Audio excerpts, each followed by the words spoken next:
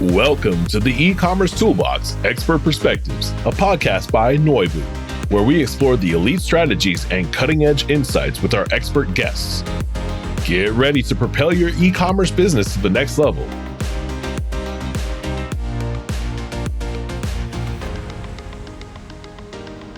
Welcome to the Ecommerce Toolbox Expert's Perspective. Joining us today, we have Rigel St. Pierre. He's had a very interesting career, starting off as a consultant, software engineer, individual contributor, moving to the agency world in e-com, where he ended up leading a team before jumping over to one of the premier D2C brands that you hear in the jewelry space called Mejuri, where he is the director of engineering. So it's an honor to have him today. Thanks for your time, Rigel, and nice to meet you.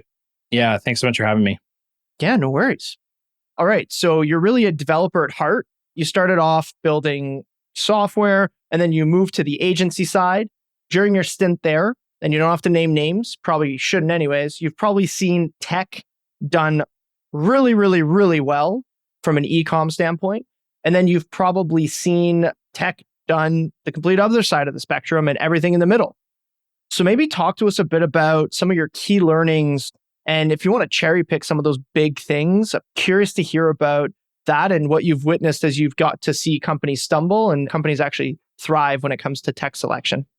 Yeah. So I think a lot of what we were doing on the agency side with the particular agency I was at was really focused around migrations to Shopify, which was particularly interesting kind of coming out of mid 2020. So you were kind of seeing that e-com boom through COVID. A lot of brands that hadn't really indexed on e-commerce in the past were all of a sudden all moving over there. And so that was a particularly interesting time to kind of work through. And especially some of these larger, more enterprise grade brands that we would work with had really kind of done things very old school, especially when it came to ERP systems. OMSs were really kind of built around wholesale shipments, working with wholesalers and things of that nature, and then trying to kind of fit the D2C into that box. And that was always kind of a challenge of, okay, how do we think about this? And especially when moving from something like Salesforce Cloud Commerce or Custom Spree instance, where they've kind of had full control, to a platform like Shopify, where you still have a ton of options and control, but now you got to kind of play within the sandbox and the rules, sometimes trying to fit that square peg into a round hole. And I think these brands often really looked what was right in front of them and not thinking about, hey, where do I want to be 12, 18, 24 months down the road, specifically with technology? Yeah, and just kind of building on that, how are you looking at emerging technologies and how you're kind of fitting that into your mandate? To your point, a lot of companies in D2C try to effectively be technology companies and brand themselves as that and spend a lot of money on that, even though in some cases the value actually came from the core product. And on one of our first episodes, John Maris, who's the CEO of Solo Brands, Solo Stove, which is one of those kind of big D2C stories, and he took the complete other side of the spectrum, where he's like, hey, you're a technology company. You guys focus on building technology. I want to build the best product in the world, when he's talking about the physical product. How are you balancing and looking at emerging technologies and how that kind of fits into your roadmap? Yeah, it's always a trick because the developer and the engineer and me is always really excited about that hot new library or that new startup that promises everything. And with a company the size of Mejuri, you need to kind of balance the dependency on that. Again, thinking that 12, 24, 36 month roadmap.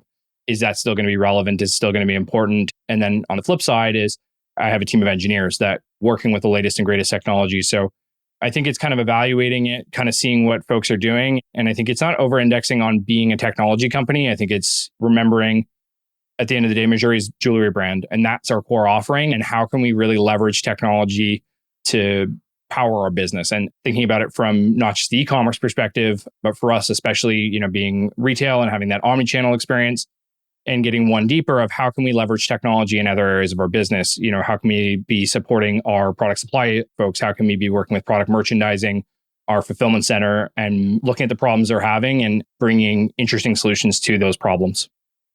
So I'm curious how you guys are thinking and how you think about balancing this. So one argument that I've heard for super, super custom, and it's not even necessarily just in the same space, is we're in a very competitive market. Super competitive. So we need to win on the margins. We need to build custom technology to do that. How do you look at being in a competitive market? So if everyone's using the same template and the same software, Is there an edge to be gathered there? And how do you guys look at the edge? Or do you think the edge is in the product? I think the edge is a little bit like in our product offering, in our brand reputation. Like that's what really differentiates us in the market. But it's also thinking about the customer experience on the web and in the store is how can we make it special? How can we make it unique? I think this is really where personalization is really going is there's so many different offerings out there for, say, personalization. Google's got their offering, Algolia's got their offering, and there's a ton of other startups in the space, and they're all kind of plug and play. And to me, something like that is where you want to start to invest into is, hey, how can we leverage an off-the-shelf technology to deliver that to our users on the front end? But how can we leverage the data that we have about our customers, that a specific user as you shop and what you've bought previously? But also, how can we start to look at users like you that have purchased and make really great recommendations and really balance that out with still being tastemakers in the space? If all we sold was same product that was a bestseller, we're not as relevant as a brand anymore. So still being very much a tastemaker, and then also balancing inventory constraints. If we've got a ton of one product and limited of another, well, I don't want to push the product that I don't have for you to the forefront. So that's really where I've been thinking a lot is how can we grow in our personalization offering to our customers? Yeah. And I've heard a few key points here. I think what you're saying is super relevant, especially with some of the topics that we might cover later with AI. I'm sure there's a lot of different applications there for personalization. But yeah, I'm quite curious on the vein of personalization and just a lot of the things you just mentioned. What metrics are you thinking tactically? And how do you then track the changes that you're making to ensure that it's driving the results that you want it to drive? Like effectively attribution and not marketing attribution, but marketing attribution is one of the age-old debates, right? How are you looking at that when it comes to your team? Yeah. So I think a lot of what I spent kind of the time at Mejuri doing is really trying to get my engineers and my engineering managers to really understand the metrics that the product managers are looking at, that their business unit is looking at, and understand the why behind the what. Don't just take this ticket, update the PDP. What are we actually trying to do? What metric are we trying to move here? And so to me, that's been really critical is having those folks. And I think we're still really early on and having the engineers understand that and ask those questions and be really critical of it. But I think it's continuing to develop that particular point. And I think that this is where we have an advantage with an in-house engineering team over a brand that might look to just hire an agency. We're able to really have our folks be critical, whereas an agency is just going to take that. With the right agency, you might have an analyst team helping support with some of your roadmap decisions, but ultimately you're working on a bucket of hours or time and material, and they're just going to take that work and do it. And so for me, like if we've got those folks that are in there, know the business, have been here for years, let's really have them question everything we're doing. Yeah, and there's a really good book that is called Inspired that really talks a lot about this on aligning engineering and product. And to your point, if you're just like, hey, engineering team, go build this, and they don't understand the why behind it, and they don't understand the KPIs they're trying to drive, there's probably oversights, right? And it's not even internally until we fully align those teams. Then once in a while, you'll hear someone on the engineering team go, hey, I was asked to build it this way, but for these reasons, shouldn't I build it this way? Because this kind of makes more sense. And to your point, you're probably not going to get that with an agency relationship. And that's actually my next question is around the topic of build versus buy. Kind of same thing, to be honest, when it comes to engineering resources. Curious what your take is on build versus buy and what some of those trade-offs are. Yeah. So I think often when I'm thinking about build versus buy at Mejuri, I'm looking at it really from a product solution perspective. So whether it comes to returns and exchanges, e-commerce platform as a whole, OMS, ERP software, those to me are really, we're questioning build versus buy. But I think in the kind of the wider space is should I build an engineering team or should I work with an agency? And I often feel like there was a really great brand that we worked with at Half Helix called Fellow. They make coffee products. And I think what made them a really great brand on the buy side of things was they brought in a product manager. A lot of the time with brands we'd worked with, they've got marketing people involved or they've got content, people that aren't really thinking about it from a product lens. And so I think that's something that I think more brands should really be looking at is, hey, let's get a product person in here to start and have that person really drive our site like a product. And then from there, balance out, hey, do we actually want to grow an engineering team or does it make more sense for our business to take that budget and spend it with an agency? But I think that to me has been a huge gap I've seen is not having product people and coming from a product background, having that person that's critically looking at something whether you're going into user research or insights at a level, or even just, again, looking at the metrics and saying, hey, is this feature moving our AOV? Is this increasing our conversion rate or our add to cart rate? Or are we just putting it there because we think it looks cool?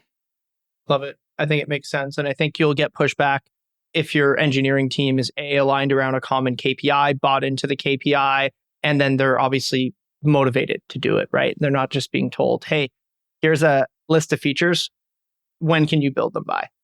Cool. I mean, one question I always like to ask about is, as a head of engineering, how are you looking at like monitoring, and how are you looking at like production level incidents, production level bugs, uptime, to make the question a bit more tactical?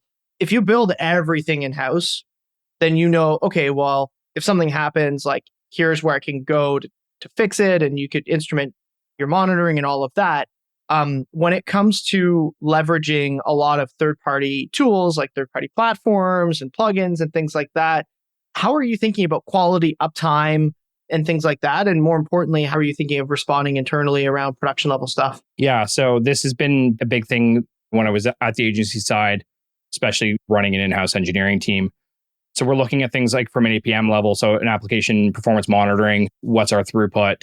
Are we seeing error spikes across our different applications?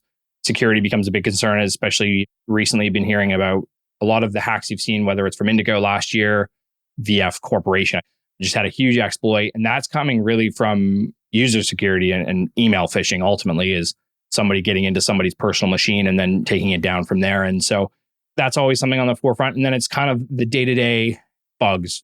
Software is built by humans, and humans are emphatically imperfect. And so you're always going to have errors. And so I think it's monitoring those, having the right tools in place. Like, I would never recommend to any brand building your own error software. It's you're just like, I've actually heard that one once or twice, like very rarely, but I heard it once or twice. And yeah, to your point.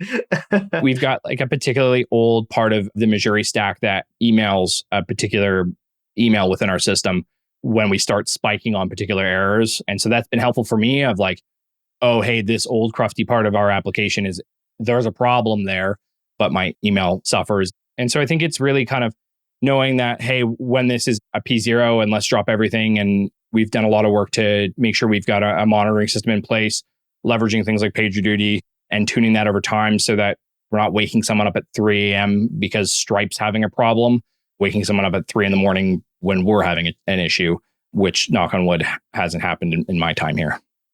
Cool. Glad to hear, and great insight. Moving on to one of the kind of topics du jour around leveraging AI, whether it's for personalization, whether it's for fraud, whether it's for whatever you kind of want to put it. How are you looking at AI? Like, do you have a dedicated AI roadmap? What are some of the kind of low-hanging fruit things that you think could be something that could drive value to your customer base? Yeah, so I'd say we're definitely looking a lot at AI. I think the biggest thing for us as we've been looking at AI has really been first, like, customer privacy. And so up until recently with OpenAI, unless you went to them, there was no enterprise offering. So ultimately your data, your customers' data, your financial data, anything pertinent to your business was being fed back into the model. And so we've been really mindful and careful as we've been kind of playing with it to really protect our customers' data, and haven't gone deep with it yet. And it's really been operational efficiencies internally. How can we use it to take better notes out of meetings? How can we use it to speed up writing documents? And so that's really where we've indexed is on operational. AI it reminds me a lot of, like, if we go back like 12, 18 months, everyone was talking about Web3. It was Web3 this, Web3 that. And as soon as AI popped up, we all stopped talking about Web3 and we all started talking about AI. And I think it's different. I think AI is here to stay and innovate and grow, but everything feels like it's got AI in front of it now or behind it on a title. Again, this is probably the engineer in me being like, oh yeah, of course it's got AI. Like, what is it actually doing? And so I think we're still really early on into what AI really means for us. And I think, it'll only expand out from here. But it's ultimately, we need to make sure that our customers are protected first and foremost, and that our data is our data, and customers that have entrusted us with their data, we're being respectful and responsible citizens with that. And so I think the big one for me that I would really love to unlock next year is Mejuri is a very data-driven company, more so than most product companies I'd worked with in the past, very much looking at the data we're getting out of our systems and modeling on that. We've got a really strong data engineering and data analytics team. And Looker is a great tool, but it's hard to use, especially trying to expose that into more areas of the business. So for me, really where I'm thinking about it is how can I link up AI to allow a question like what percentage of our users use X payment method defined by region over this time frame, and ask that really like native language question to a data set and get back maybe something that's 75% of the way, but then from there, really able to modify it. And I think, we'll continue to kind of explore and see where it fits in with the rest of our stack over time. Yeah, I think that makes sense. I think the ability to query a large amount of data is going to be super, super critical because to your point, yes, I want to know what percentage of our transactions came from Apple Pay in Spain last Thursday is a really hard question to ask today. So that makes sense. As we look to wrap things up, Rigel, one question I always like to ask is, what do you think one thing that a lot of e-com brands are doing this year that they should stop doing? Like, what do you think a kind of controversial take on something that a lot of people think is important, but you actually think the complete contrary? I can answer it in two ways. So one thing I've really noticed a little bit more is a little bit more openness between brands that are not in competing spaces. So I myself and other colleagues have built connections with brands larger or smaller that are solving the same problem in different spaces. And I think previously everyone held this information really tightly. And I think at the end of the day, we're all trying to sell to consumers. Everyone's tightening their belts. So I think as we think about solving these problems, we've built some really strong relationships with brands that are ahead of us on a different e-commerce platform. And as we've been evaluating different options, chatting to them, we've been using the same warehouse software longer than they have. And so kind of sharing this information. So I think like folks need to kind of stop being so precious about their strategy. Obviously, you don't want to give them, all the sauce away. And I also think like membership is the other kind of big one. Launched our Mejuri Plus program, which has proven to be really successful and going really well. But I think what we've done really well is it's been really about building a deeper relationship with our customers and not necessarily like, hey, here are these loyalty points. Like we all used to make fun of, like, you go back 10 years, every grocery store was trying to get you to sign up for their program. And we all had a keychain full of like different things that we would scan. And now it's just our emails or our phone numbers. And so I think really like leaning into your loyalty program about trying to get your users to spend $500 and then they get $100 free or whatever the case may be. But building that relationship, giving them exclusive access and insights and early access to products, I think is really where you should be indexing versus like just trying to get them to click on the email or purchase something to build up that points. I know my wife lives and dies by the Sephora program, and obviously that's been successful for them. I think that not every brand is going to get that. And I think if you really focus on building a relationship with your customer through those programs initially, that the rest will come later. Yeah, I agree. I think we see it in the SaaS space as well. The cross-pollination of information just helps everybody. Obviously, you don't want to meet with your competitor and give them the strategy for the next decade. So fully aligned. Well, on that note, really appreciate your time. Super insightful conversation, Rigel, and super excited to see what Mejuri has in store for the future. Yeah, thanks so much for having me. The Ecommerce Toolbox Expert Perspectives is brought to you by Noibu. To find out more about Noibu and how we can help you debug your e-commerce site and rocket your revenue, visit www.noibu.com. That's Noibu.com. And then make sure to search for the Ecommerce Toolbox Expert Perspectives on Apple Podcasts, Spotify, Google Podcasts, or anywhere else podcasts are found, and click subscribe so you don't miss out on any future episodes. On behalf of the team here at Noibu, thanks for listening.